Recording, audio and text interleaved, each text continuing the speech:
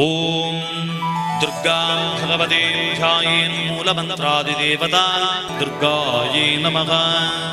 भद्रकाळे नमस्तेत्सु भक्तानामीप्सितार्थदे स्वर्णसिंहासनं चारु प्रीत्यर्थं प्रतिगृह्यता श्रीदुर्गायै नमः।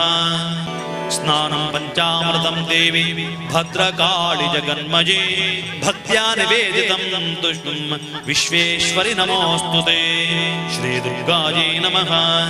शुद्धोदकसमायुक्तं गङ्गासलिलमुत्तमं स्नानं गृहाण देवेशि भद्रकाळी नमोऽस्तुते श्रीदुर्गायै नमः।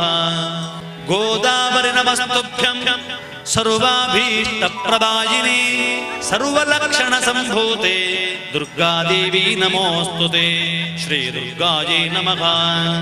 तक्षकानन्तकारकोट नागयज्ञोपवीतिनी सौवर्णं यज्ञसूत्रं ते ददामि हरिवासिनी श्रीदुर्गायै नमः।